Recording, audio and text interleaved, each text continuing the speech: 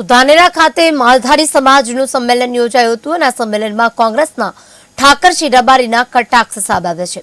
સમાજને રાવણની રાજનીતિ વાંચવાનું કહ્યું। જો રાવણે વિભીષણને ન મોકલ્યો હોત તો રામરાજ કરતા હોત।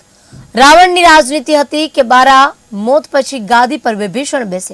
ઠાકરસિંહ રબારીએ રબારી સમાજના સંમેલનમાં કર્યા કટાક્ષ।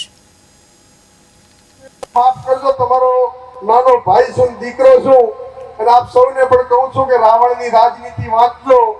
રાવણને જ્યારે માર્યા પછી રામે એમ કીધું હતું લક્ષ્મણને કે રાજનીતિ શીખવી હોય તો આપણે તો એના સામે લડ્યા છો, પણ રાજનીતિ રાવણ પાસે શીખવી પડે। રાવણ પાસે સલાહ લીધી અને લક્ષ્મણ ગયા અને રાવણને કીધું તમારી રાજનીતિ શીખવા આવ્યો છું। ત્યારે કીધું કે મારા તો ઘણું બધું બાકી છે, પરંતુ હું જો રામના હાથે ના મળું તો સ્વર્ગમાં ના જઉં, એના માટે મેં સર્જન કર્યું હતું।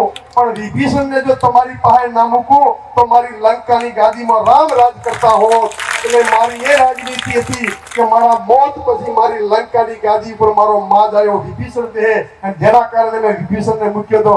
એટલે બધાએ રાવણ જેવું વિચારજો કે જ્યારે સત્તાની વાત આવે કે રબારીનો દીકરો દેહ આપણા કદાચ તો પતન કરવા આવતો હોય તો આપણી જગ્યાએ બીજો રબારી સેટ કરી દે। રાવણની રાજનીતિ આપશો યુવાનો પણ વાંચતો એવી વિનંતી કરું છું।